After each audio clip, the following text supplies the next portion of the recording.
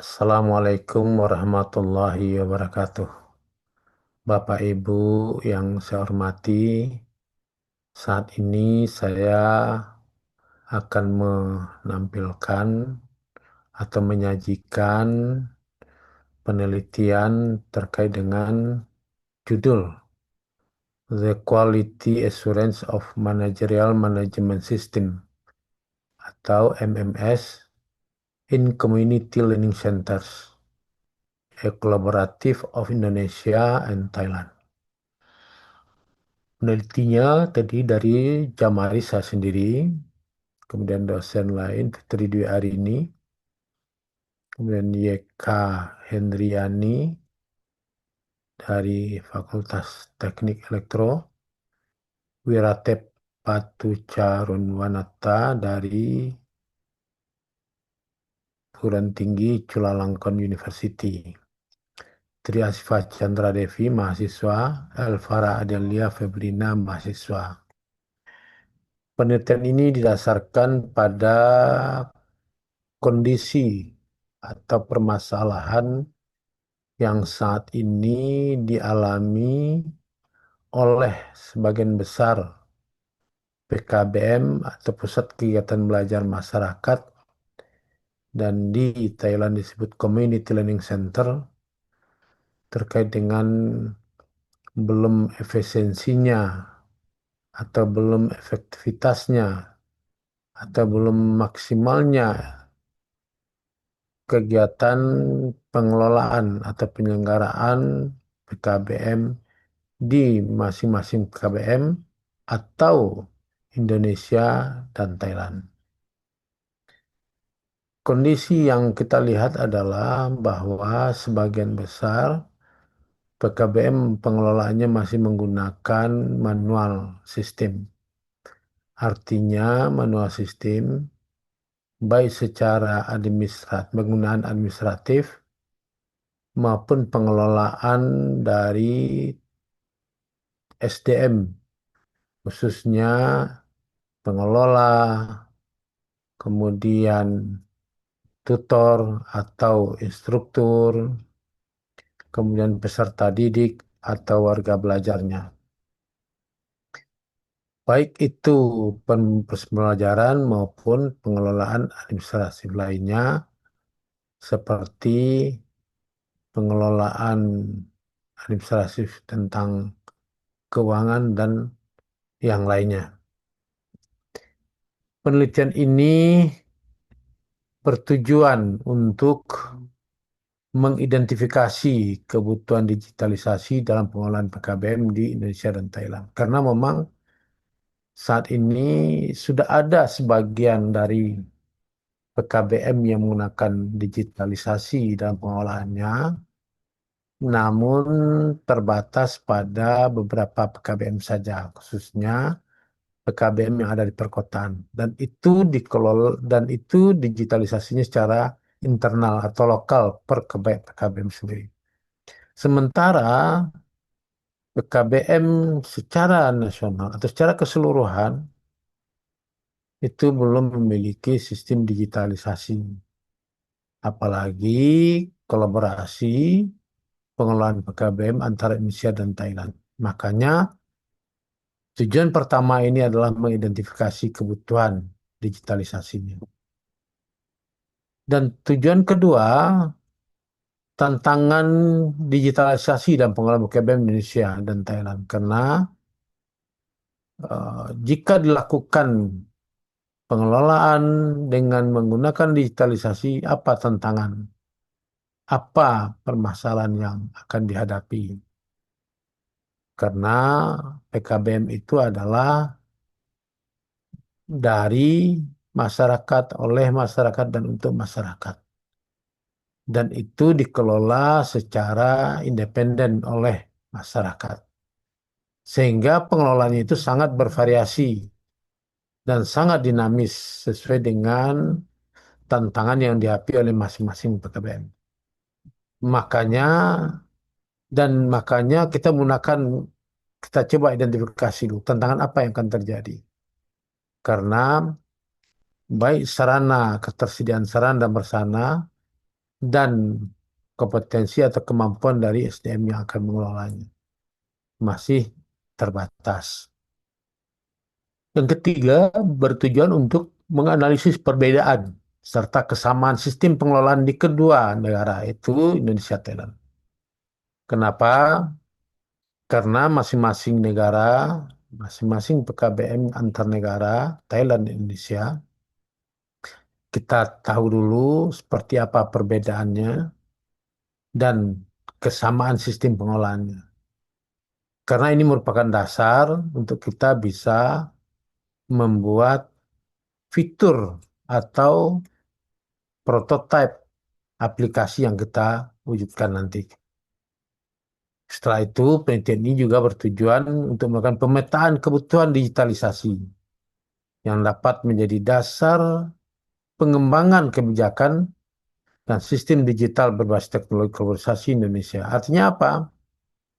Bahwa dengan pemetaan itu akan terlihat mana yang menjadi penting atau menjadi prioritas. Kita buatkan dulu aplikasinya atau fitur-fitur yang ada dalam aplikasi ini. Sehingga ini betul-betul menjadikan kebutuhan yang memang untuk mengatasi permasalahan PKBM yang ada di sekarang baik di Indonesia maupun di Thailand.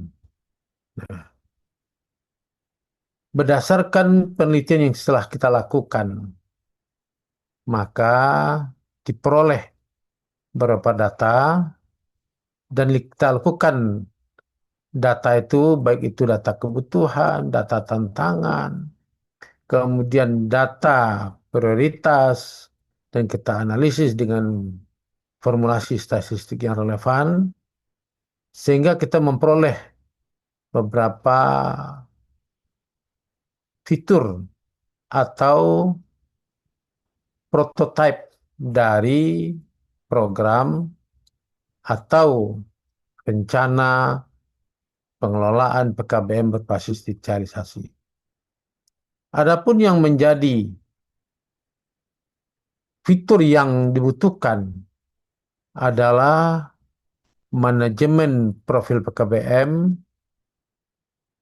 Di dalamnya terdapat identitas lembaga, data pengelola, dan legalitas, serta unggah dokumentasi profil.